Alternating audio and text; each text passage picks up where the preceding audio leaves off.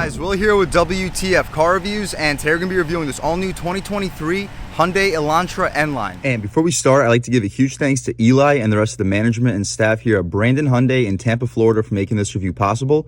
I'll leave a link to their inventory below, and if you're in the market for a new car or truck in the Tampa area, I would definitely recommend checking these guys out. And for those of you guys who don't know, the Elantra has been a compact sedan offered by Hyundai since 1990. It was brought to North America in the late 90s, and the 7th generation Elantra that you see here is all new for 2021. Here we have the 2023 Elantra N-Line, which is almost the top of the line Elantra trim. As far as performance, it's second to top of the line. Of course, the N is the ultimate performer with its 2-liter turbo. The N-Line, though, is still no slouch with its 1.6-liter turbo, cranking out 201 horsepower, 195 pound-feet of torque. Very similar, well, basically the exact same power plant out of the Kia Forte GT, but the interior and exterior styling here is completely different. Starting around $27,000, let's see what we get. So up front, you notice your LED headlights and LED daytime running strips. It definitely contrasts this black metallic paint very nicely. Hyundai badge in the center, gloss black for the grille area, N-line in the left corner. The airflow is functional. Hopefully I could pick up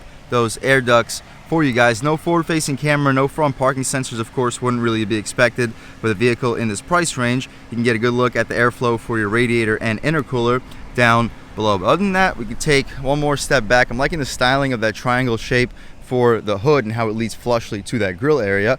As far as the wheel and tire setup, pretty impressive. I'm liking this black and silver contrast for these 18-inch rims. They are wrapped in Hankook Ventus all-season tires, dimensions being 235/40 R18. Nice design, 2-piston brake caliper. It would be nice to see like a red painted caliper up front for the sporty N-line trim, but can't complain too badly as long as they're functional, and these 235 wide tires should 100% help put the power to the ground. The mirrors are folding. N-line trim in the top right part of your fender area, blind spot monitoring on the glass, and the glass fills up the entire frame. Black trim for the window trim, no shiny chrome anywhere on this N-line trim. We got smart access for the driver and the front passenger, nice flare for the side skirt area.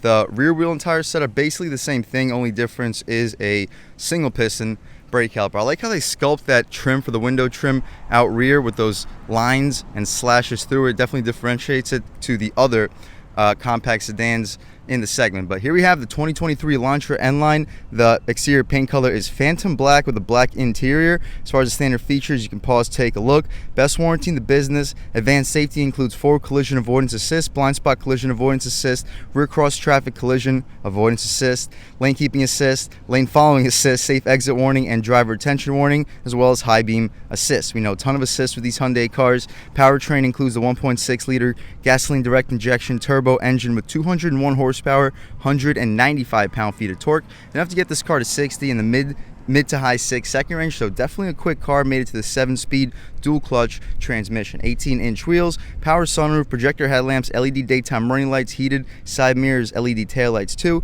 For 2023, the top trims in the Elantra, instead of that old school 9-inch touchscreen, we now get the 10.25-inch navigation system with the high resolution display, 10.25 fully digital TFT LCD instrument cluster too. We get dual automatic climate control, black headliner with alloy pedals, leather wrapped sports steering wheel, and the shift knob, power driver's seat with lumbar control, N-line sport seats, 60/40 split fold downs out rear, wireless charging pad, dynamic voice control, and you can pause, take a look at all the rest of the features. Base price $27,000. We got we have a couple $100 in total options. $200 for the carpeted floor mats, cargo net for $55, $115 for the cargo tray, and $75 for the rear bumper at Pleek. After a $1,100 destination charge, total price sitting at $28,585. For a sub $30,000 sports sedan, this is a fantastic value. Good on gas, 31 mpgs, 28 city, 36 on the highway. No smart access out rear, wouldn't be expected, of course, with a sub $30,000 sports sedan. LED taillights, turn signals, and reverse lights. Elantra lettering in the center. We have the button for the trunk release right above the Hyundai badge. We have a rear-facing camera. As we mentioned in the SE video that we already reviewed in this channel, I like how the new Elantras and even the Sonatas have the rear tailgates that flare out almost like a deck-lid spoiler, but for the N-line trim, we do get a true deck-lid spoiler, which adds even more to the rear aggression. Dual exhaust tips, they're only on a single side. I kind of would prefer single outlets on both sides. No parking sensors. I would also expect parking sensors on an Elantra N-Line, but not a big deal. The backup camera should totally do the job. But speaking of the exhaust tips, let's fire up this 1.6-liter turbo and hear how she sounds.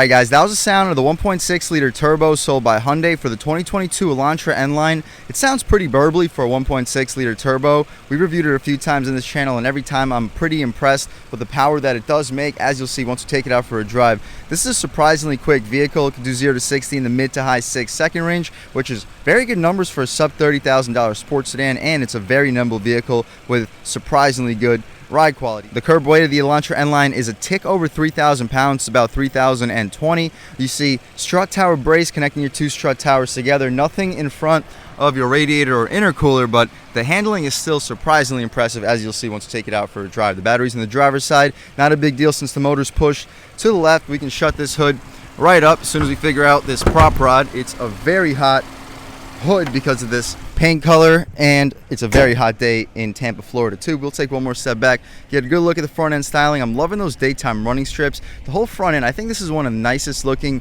compact sedans in the segment. The Mazda 3 also looks fantastic, but the base engine out of the Mazda 3 makes a little bit more power than the base engine in the Elantra, but the N-Line with the 201 horsepower makes more power than the Mazda 3, and the 7-speed dual clutch is a huge improvement to the 6-speed that you get from the Mazda 3. But anyway, again, smart access for the driver and a front passenger. The materials up top are hard plastic, but we get the red contrast stitched leather for the center portion, soft armrest, auto one touch for the driver, power windows out rear, 4-way adjustable mirrors, lock and unlock 2 speakers on the door panel. The sound system is nothing too impressive, but it sounds decent.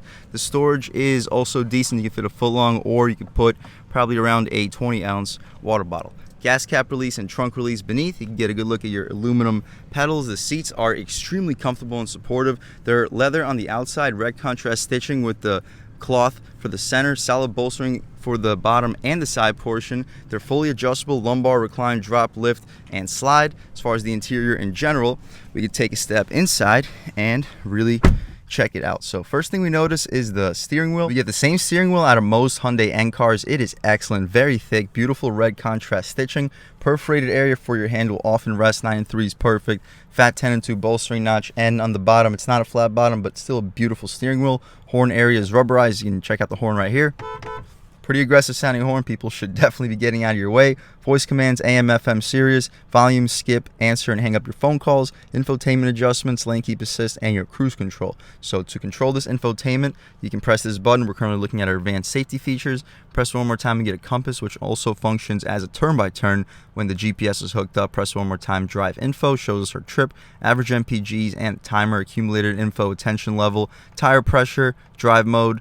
As far as the drive modes, the control is right here to the left. We have sport, smart, normal, and sport again. We'll start the review off in sport. That's what this car is all about. Transition to normal and see what the differences are. Press the button one more time. We can take a look right back to the screen we came from, and the display also changes depending on your drive mode. So right now we're in sport. Press one more time. We're in smart. We get silver outlined gauges. You press it one more time for normal, same thing, but sport gives us the more aggressive red and black contrasted gauges. Other than that, the paddle shifters have a nice aluminum texture, and they are large. Hopefully you guys can pick them up on camera. Some of the larger paddle shifters, especially for the segment. Auto headlamps with auto high beams. No rain sensing wipers, wouldn't really be expected. The intermittent stock is right over there. So left the steering wheel, we get the interior lighting, lane keep assist. Your active steering for your lane keep assist is on the steering wheel. Traction control you can disable. This is your fuse box, don't open that. Hood release, again, get a good look at your pedals, tilt and telescope for the steering wheel. The screens are outlined in gloss black, so definitely keep your cleaning supplies at hand to clean them off from fingerprints.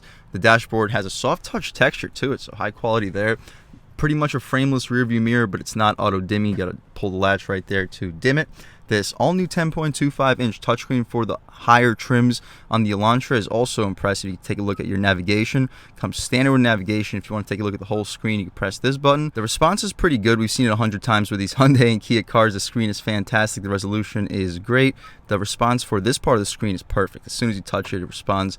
You can see all the features that you have available in your screen, but my personal favorite to look at all times is the map. Beneath that, we have our shortcuts. If you don't want to go through the screen, shortcuts include map, nav, radio, media, seek, track, and setup. Basically the same thing as you had through your screen. Hazards beneath. The air vents, I'm liking the design. It kind of reminds me a little bit of the new Civic, how the air vents flow completely throughout this interior. Engine start stop button. The volume dial has a pretty satisfying click to it. Does not feel cheap. Dual zone auto climate. If you don't want to use the auto climate, the vent controls are in the center. Heated seats, no cooled seats. wouldn't really be expected with sub $30,000 sports sedan. 12-volt USB, 2 USB ports, and a wireless charging pad with some additional storage right next to it. Real e-brake for 2022, the Elantra N-Line was available in either a 7-speed dual clutch or a 6-speed manual. For 2023, unfortunately, Hyundai discontinued the 6-speed manual, so it's only available in a 7-speed DCT, but it's still nice to get the real emergency brake or handbrake for the DCT.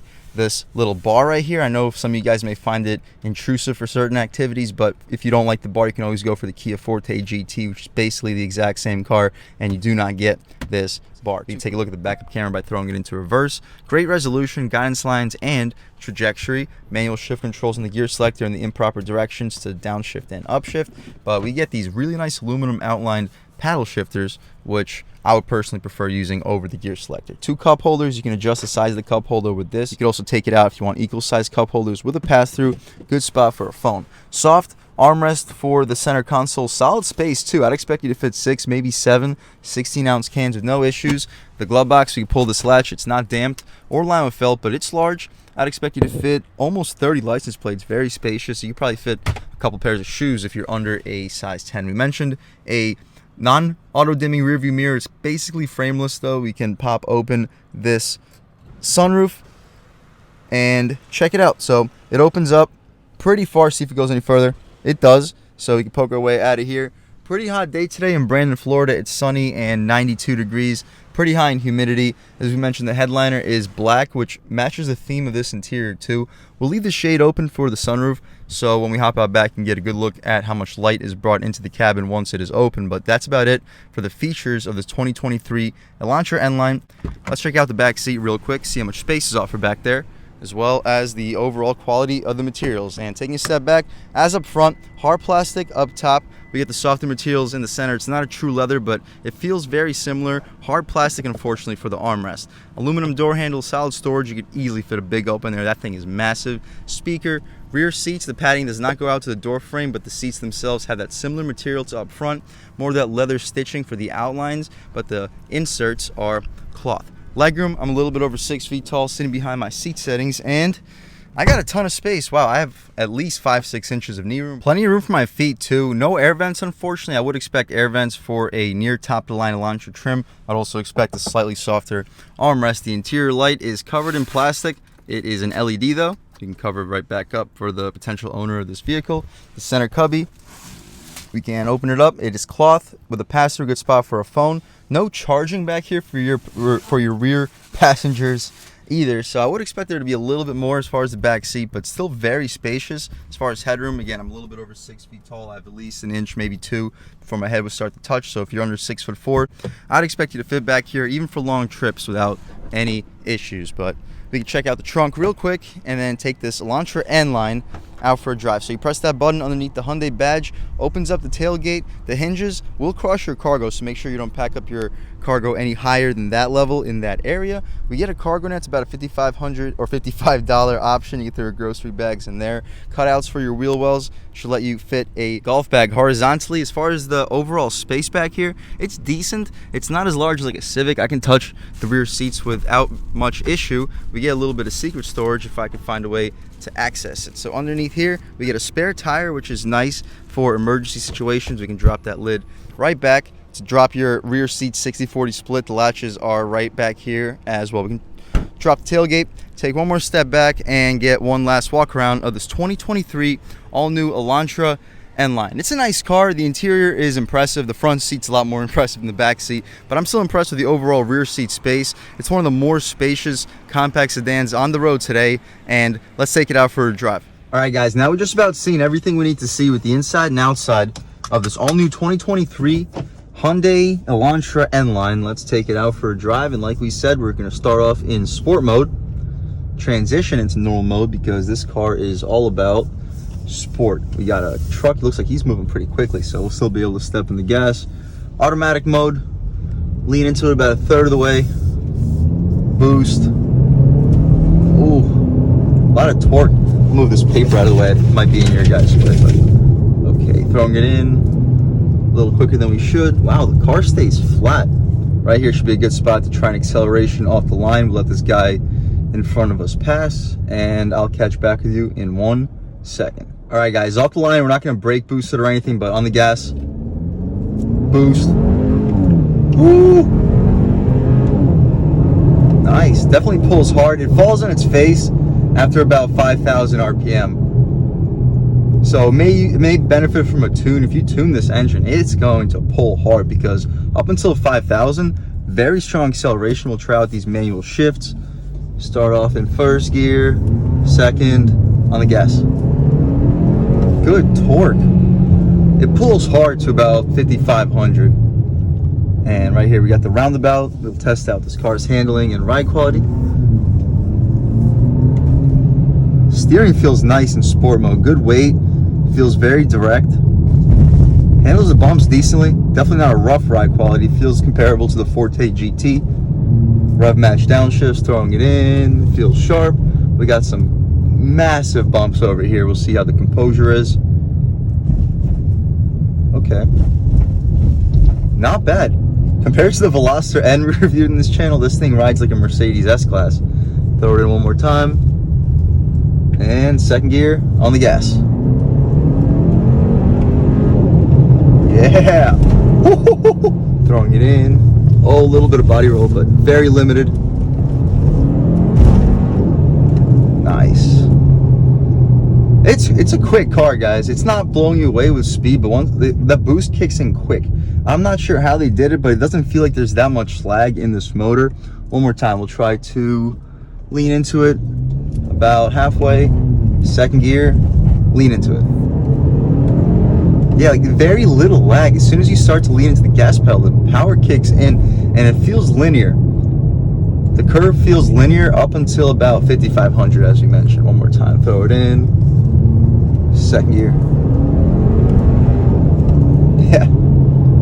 Not bad, guys. Well, we can try it out in normal mode right now, see what the differences are. Put it into just regular automatic. The steering gets a lot lighter. It still feels direct. As soon as you start to turn the wheel, the car's changing directions. But sport gives you a little bit better weight to it. Other than that, the gas pedal feels a little bit less sensitive. Not much. The boost still feels it kicks in right when you start to lean into the gas pedal. Huge thumbs up to Hyundai for the lack of turbo lag with this pretty small motor making a decent amount of power. We'll step out into this multiple lane highway, try it out one more time. Throw it in sport though. We'll throw it in sport when we step out into this highway, and I'll catch back with you in 1 second. All right, guys, stepping out here on the gas. Woo! Yeah, definitely don't gotta push it a whole lot farther than that. This thing will get up to speed quickly. We'll try to turn around as soon as we possibly can. I guess we could try to turn around right here, actually. Try out a real world turning radius. Throw it into the manual shifts one more time. Turning radius, of course, semi-truck. But I guess that shouldn't affect the turning radius, as you can see. Pretty sharp. First gear, passing power on the gas. Goodbye. This thing can get up and go. The steering feels sharp in the highway, back into automatic and sport.